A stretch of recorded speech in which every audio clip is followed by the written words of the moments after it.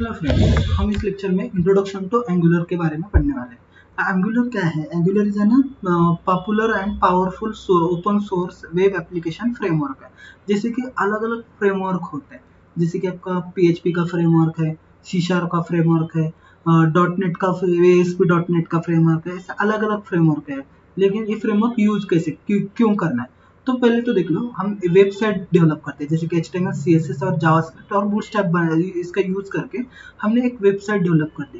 लेकिन website develop करने के बाद उसे हमें कन्वर्ट करना है API के अंदर, वेब एप्लीकेशन के अंदर हमें अगर उसको कन्वर्ट करना है तो उसके लिए हमें एक फ्रेमवर्क की जरूरत पड़ती है। तो वो फ्रेमवर्क है हमारा एंगुलर का। हम एंगुलर के बारे में देखने वाले हैं। ऐसे अलग अलग फ्रेमवर्क है, आपका रिएक्ट का फ्रेमवर्क है, एंगुलर का फ्रेमवर्क है, PHP का फ्रेमवर्क है, जावा का फ्रेमवर्क है, उसके साथ आपका ASP.NET का फ्रेमवर्क है, C# का फ्रेमवर्क है, अलग अलग फ्रेमवर्क है। तो उसके अंदर क्या होता है, कॉम्बिनेशन ऑफ द ऑल, हमें एक API डेवलप करना है पूरा एक वेब एप्लीकेशन अगर हमें डेवलप करना है तो उसके लिए यूज किया जाता है फ्रेमवर्क का। तो उसी तरीके से अब हम एंगुलर फ्रेमवर्क यूज करने वाले हैं। एंगुलर फ्रेमवर्क क्यों यूज किया जाता है? Powerful open source web application framework है, build in the dynamic and robustic web applications. उसके बाद developing the maintain by the Google, developed and maintain by the Google, उसको डेवलप करता है, मेंटेन भी कर सकता है। उसके बाद Angular provide the developer with the comparison set of the tools and features. उसके अलग अलग फीचर्स हमें प्रोवाइड कर देते हैं। Creating the single page application, angular का फीचर यूज करके हम एक सिंगल पेज एप्लीकेशन भी उसके साथ क्रिएट करके ले सकते हैं। या फिर web application with the rich user interface. आपकी कंपनी का साइड है, कंपनी के लिए हमें एक यूजर चाहिए, या फिर कंपनी के लिए हमें क्या चाहिए, एक पूरे के पूरा वेबसाइट चाहिए। जैसे कि आप ABC ट्रेनिंग में देख रहे हैं, ABC ट्रेनिंग का जैसे एक फीचर्स है, ABC ट्रेनिंग का जो भी पोर्टल है, वो portal is an web application है। तो इस तरीके से हमें वेब एप्लीकेशन अगर डेवलप करने हैं तो उसके लिए हमें फ्रेमवर्क लगता है। तो हम जो स्टडी करने वाले हैं वो फ्रेमवर्क है हमारा एंगुलर का। अब उसका आर्किटेक्चर किस तरीके से रहता है वो देखते हैं। उसका एंगुलर के फ्रेमवर्क में Angular follows the model view collector, उसको बोला जाता है MVC architecture pattern. There are 3 models. पहले रहता है आपका मॉडल्स, सेकंड रहता है व्यूज और थर्ड रहता है आपका कंट्रोलर। मॉडल के अंदर क्या रहता है? Presenting the data and business logics. आपका डेटा और बिजनेस लॉजिक उसके अंदर क्या किया जाता है? प्रोवाइड किया जाता है। मींस जैसे कि एक वेबसाइट है, वेबसाइट के अंदर, वेबसाइट के ऊपर जो भी कंटेंट शो किए जाते हैं वो कंटेंट हमें उस मॉडल के अंदर दिखाई देते हैं। जैसे कि एक वेबसाइट है, जैसे कि हमारी शॉपिंग की वेबसाइट है, शॉपिंग के ऊपर उसके कंटेंट दिखते हैं। जैसे कि हमें जीन्स खरीदनी है, T-शर्ट खरीदना है, या फिर कैजुअल खरीदने हैं, या फिर हमें अदर शूज खरीदने हैं। तो जो दिखाई देते हैं इज एन मॉडल।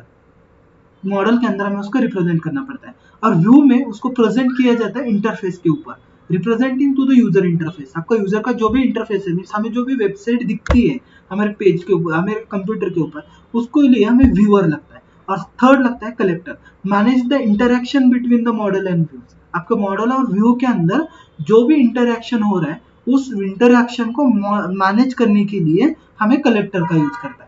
तो इसके लिए ये थ्री टेयर आर्किटेक्चर है, इसको 3 टेयर्स आर्किटेक्चर भी बोला जाता है इसको। नेक्स्ट, उसके साथ साथ जैसे कि हमने पढ़ लिया कि हमें जावास्क्रिप्ट की जरूरत है, लेकिन एंगुलर में थोड़ा सा अलग है। एंगुलर में हम जावास्क्रिप्ट नहीं, तो एंगुलर में हम टाइपस्क्रिप्ट यूज किया जाता है। एंगुलर में टाइपस्क्रिप्ट किसके लिए यूज किया जाता है? Primary building using the TypeScript is an statistical typed superset of JavaScript. वो जावास्क्रिप्ट का सुपरसेट है, तो उसके लिए हमें जावास्क्रिप्ट टाइपस्क्रिप्ट का यूज किया जाता है। अभी आप बोलोगे तो जावास्क्रिप्ट तो हमने ऊपर पढ़ ली, अभी टाइपस्क्रिप्ट पढ़नी है क्या? नहीं, टाइपस्क्रिप्ट और जावास्क्रिप्ट आर सेम। डिफरेंस क्या है? जावास्क्रिप्ट को हम सेव करते समय .js के साथ सेव करते हैं, लेकिन टाइपस्क्रिप्ट को सेव करते टाइम हम उसको .ts के साथ सेव करते हैं। दोनों का आर्किटेक्चर सेम है, दोनों की कोडिंग सेम है, दोनों का एग्जीक्यूशन सेम है, लेकिन एक्सटेंशन जो है दोनों के सेव करने के एक्सटेंशन दोनों के अलग अलग है। तो वो हम यूज करते हैं टाइपस्क्रिप्ट के अंदर। नेक्स्ट आता है आपका component based. Component based means हम उसके अंदर अलग अलग कंपोनेंट क्रिएट करते हैं, जैसे कि HTML कंपोनेंट है, CSS कंपोनेंट है, जावास्क्रिप्ट का कंपोनेंट है, मॉडल टेस्टिंग का कंपोनेंट है, ये अलग अलग कंपोनेंट हम उसके अंदर क्रिएट करते हैं। उसके बाद आता है depend on the injection. Injection के ऊपर डिपेंड है। Angular include build in dependency injection. आपके बिल्ड इन डिपेंडेंसी इंजेक्शन भी हम उसके साथ यूज कर लेते हैं। उसके साथ that helps the manage to the creation and sharing the application services. जो भी आपके एप्लीकेशन सर्विसेज है, वो एप्लीकेशन सर्विसेज भी शेयर करने के लिए डेवलपमेंट डिपेंडेंसी इंजेक्शन का यूज किया जाता है। उसके बाद आता है राउटिंग राउटिंग किसके लिए यूज किया जाता है? Angular allow the developer to create the navigable views, आपका नेविगेबल व्यू क्रिएट करने के लिए, and manage the application URL, आपका यूआरएल मैनेज करने के लिए हम इसको राउटिंग का यूज किया जाता है। सर्विसेज, इसके अंदर कौन से सर्विसेज प्रोवाइड किए जाते हैं? The services are based on the sharing data, आपका डेटा किस तरीके से आप शेयर कर रहे हैं उसके ऊपर आपके सर्विसेज होते हैं। Across the multiple components, they are the singleton object inject into the components and can handle the task like HTTP request, authentication services, file transmission services. इस अलग अलग सर्विसेज हमें जिस टाइप का डेटा हम शेयर करें या फिर आपकी लॉजिक क्या है उसके ऊपर आपका सर्विसेज आपको प्रोवाइड किए जाते हैं। उसके बाद नेक्स्ट आता है आपका इज ना टेम्पलेट्स। एंगुलर के पास अलग अलग टेम्पलेट्स है, जैसे कि आप बूटस्ट्रैप यूज करके आपने बूटस्ट्रैप में देख लिया था कि उसका अलग अलग टेम्पलेट्स है, तो उसी तरीके से एंगुलर के अंदर भी अलग अलग टेम्पलेट यूज कर सकते हैं। Angular templates are HTML file enhanced the Angular specific syntax and building, आपको उनके इनहेंस्ड सिंटैक्स लेने पड़ेगी, उसको बिल्ड इन करना पड़ेगा। This templates allow the developer to declarative define the user interface and how to interact with data, उसके साथ interact किस तरीके से करना है, HTML बेस्ड आपके कंपोनेंट्स हो जाएंगे, तो इसके ऊपर इस टेम्पलेट का हम यूज करते हैं। नेक्स्ट आता है आपका ऑब्जर्वेबल। ऑब्जर्वेबल मीन्स आपकी जो भी आपने वेब एप्लीकेशन क्रिएट किया है उस वेब एप्लीकेशन के अंदर आपके जो भी चेंजेस हो रहे हैं उस चेंजेस के ऊपर आपको क्या चेंजेस हो रहे हैं उसको ऑब्जर्व करना है। तो उसके लिए एंगुलर लेवरेज यूज किया जाता है, RxJS यूज किया जाता है library for handling the synonyms operations, means आपके जो भी ऑपरेशंस उसके ऊपर परफॉर्म हो रहे हैं उस ऑपरेशन को आपको क्या करना है, ऑब्जर्व करना है, तो उसके लिए ऑब्जर्वेबल यूज किया जाता है। टेस्टिंग, जो भी हम एप्लीकेशन क्रिएट किया है उसके अंदर कुछ एरर आ रहे हैं तो उसको टेस्ट करने के लिए हम टेस्टिंग का यूज किया जाता है।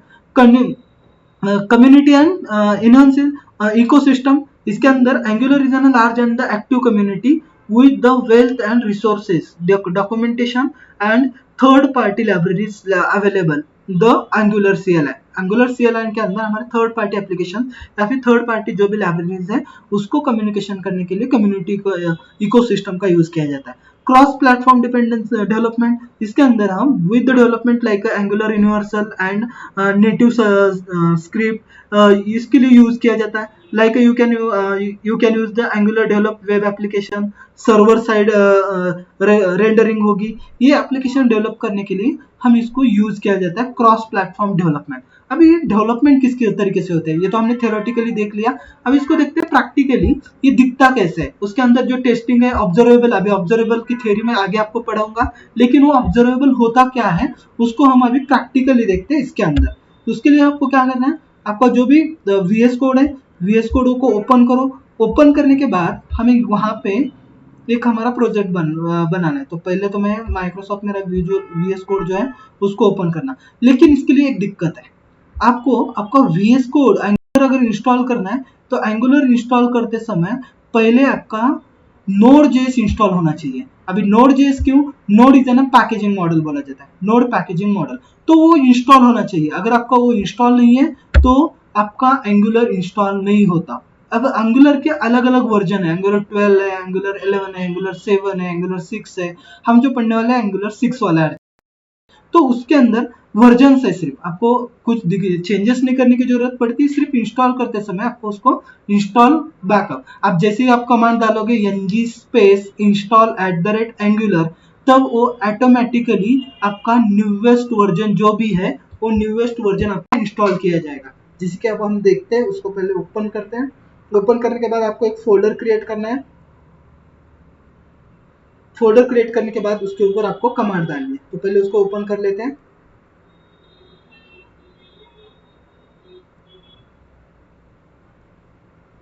ओपन होने देते हैं इसको। तो उसकी प्रोसेस जो है, प्रोसेस उसकी फर्स्ट स्टेप है आपके लिए पहले आपको Node.js इंस्टॉल करना है। उसके बाद Node.js इंस्टॉल करने के बाद आपको आपका टर्मिनल ओपन करना है। टर्मिनल ओपन करने के बाद नोड npm इंस्टॉलेशन करना है। जैसे आपने नोड इंस्टॉल कर दिया ऑटोमेटिकली आपका npm इंस्टॉल हो जाएगा। npm का फुल फॉर्म है node packaging model, node packaging model, ये ऑटोमेटिकली इंस्टॉल होता है। उसके बाद आपको इंस्टॉल करना है आपका, अगर आपके पीसी में टाइपस्क्रिप्ट नहीं है या फिर आपको जावास्क्रिप्ट नहीं आ रही, इंस्टॉल नहीं हो रही, तो वो उसको आपको इंस्टॉल करना पड़ेगा, इंस्टॉल टाइपस्क्रिप्ट, और जो भी नेसेसरी होगी वो ऑटोमेटिकली इंस्टॉल हो जाएगी। उसके बाद हमें एंगुलर इंस्टॉल करना है। तो एंगुलर इंस्टॉल करने के लिए हमारी कमांड है npm install स्पेस @angular/cli, और उसके बाद अगर आपको उसको वर्जन इंस्टॉल करना है तो स्लैश देकर स्लैश के बाद CLI देकर देकर जो वर्जन हमें चाहिए वो वर्जन हम इंस्टॉल करके दे सकते हैं, ले सकते हैं। अभी जो डिफॉल्ट वर्जन अगर हमें चाहिए तो डिफॉल्ट वर्जन इस तरीके से, जैसे कि मेरा ऑलरेडी एक प्रोजेक्ट इंस्टॉल है, तो इंस्टॉल प्रोजेक्ट है, फोल्डर मेरा ऑलरेडी इंस्टॉल है, उसके अंदर मुझे क्या करना है, एंगुलर को इंस्टॉल करना है। तो एंगुलर किस तरीके से इंस्टॉल करोगे, तो उसके लिए नोड.जेएस तो मैंने पहले ही इंस्टॉल कर दिया है, पहले वाले वीडियो में हमने देख लिया कि नोड.जेएस किस तरीके से इंस्टॉल करनी है। नोड.जेएस तो हमने पहले ही इंस्टॉल कर दिया। अभी नोड.जेएस इंस्टॉल होने के बाद हमें क्या करना है, एंगुलर को इंस्टॉल करना है। अगर आपके पास नोड.जेएस इंस्टॉल नहीं है तो पहले आपको सर्च करना है नोड.जेएस, उसको डाउनलोड करना है और डाउनलोड करके इंस्टॉल करना है। इंस्टॉल करने के बाद ही आपको एंगुलर इंस्टॉल हो जाएगी।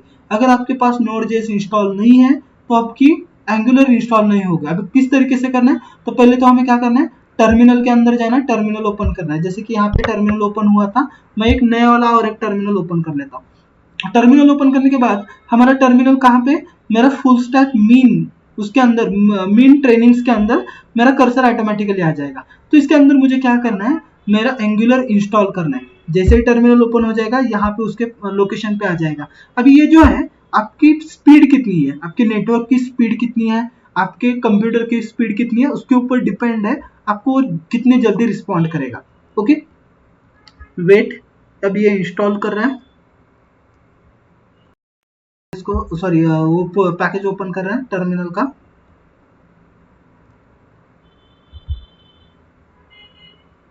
ये टर्मिनल ओपन कर रहा है,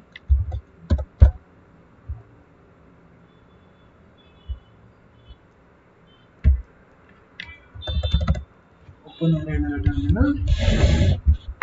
तब तक आपको चेक करना है, टर्मिनल जैसे ओपन हुआ तब तक आपको चेक करना है कि आपके पास नोड.जेएस इंस्टॉल है क्या नहीं है। तो नोड.जेएस इंस्टॉल मेरे पास ऑलरेडी है, अगर नहीं है तो चेक कर सकता हूँ। मैं यहाँ पे चेक करता हूँ नोड, ओके, यहाँ पे देख लो, स्क्रॉल कर लो, मेरा नोड.जेएस पहले से इंस्टॉल है। ये वाला मेरा नोड.जेएस ऑलरेडी मेरे पास इंस्टॉल है। अगर नहीं है तो मुझे इंस्टॉल करना पड़ेगा। ये देखो यहाँ से एडिशनल पैकेजेस इंस्टॉल होते हैं। नोड.जेएस कमांड प्रॉम्प्ट मेरा यहाँ पे है। इसके लिए हम नेक्स्ट लेक्चर में या फिर नेक्स्ट लेक्चर में इसके ऊपर कैसे नोड.जेएस की कोडिंग होती है वो हम उसके अंदर देखने वाले हैं। तो पहले तो नोड.जेएस आपको इंस्टॉल करना है। नोड.जेएस अगर नहीं है तो आपका एंगुलर नहीं होगा। तो मेरे पास ऑलरेडी नोड.जेएस इंस्टॉल है, तो मुझे नोड.जेएस फिर से इंस्टॉल करने की जरूरत नहीं पड़ेगी।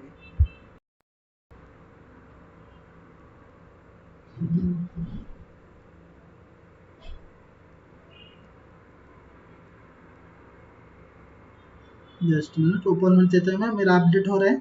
अपडेट होने में थोड़ा सा टाइम लगाएगा ये, एक मिनट इसको कट कर लेता हूँ और एक ही चालू रखता हूँ।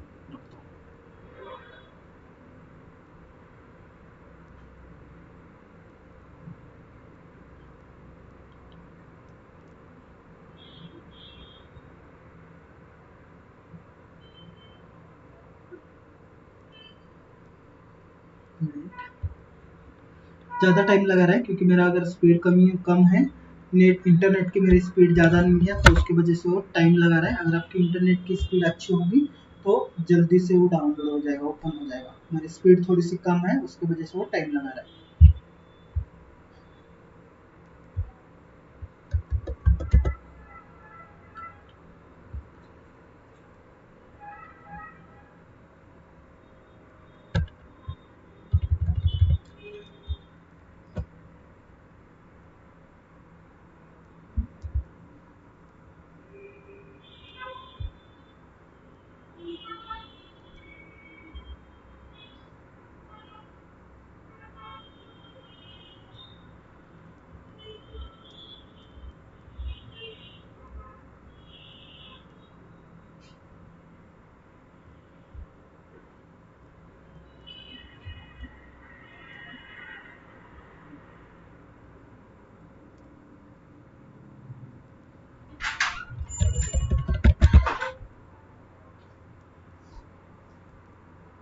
तो इसके ऊपर हो जाएगा ओपन। अभी टर्मिनल फिर से एक बार ओपन कर लेते हैं, IT वर्मेशन टर्मिनल।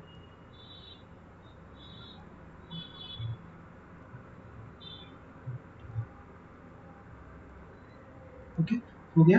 ओपन होने के बाद मुझे यहाँ पे कमांड डालनी है एंगुलर इंस्टॉलेशन की। एंगुलर इंस्टॉल मुझे करना है यहाँ से, तो मैं यहाँ पे कमांड डाल देता हूँ npm install @angular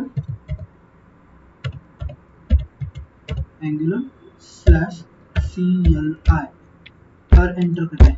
जैसे मैंने एंटर कर दिया वो ऑटोमेटिकली डाउनलोड कर देगा एंगुलर को और उसको इंस्टॉल कर देगा। ओके, अभी नेक्स्ट वाला जो टॉपिक है हम वो नेक्स्ट वीडियो में देख लेंगे। एंगुलर इंस्टॉल होने के बाद आपका यहाँ पे एंगुलर इंस्टॉल होता है तो उसका प्रोजेक्ट किस तरीके से करना है, उसके अंदर प्रोजेक्ट क्या होता है, ऑब्जर्वेबल क्या होता है, राउटिंग क्या होती है, हम अब वो नेक्स्ट वीडियो में देख लेंगे।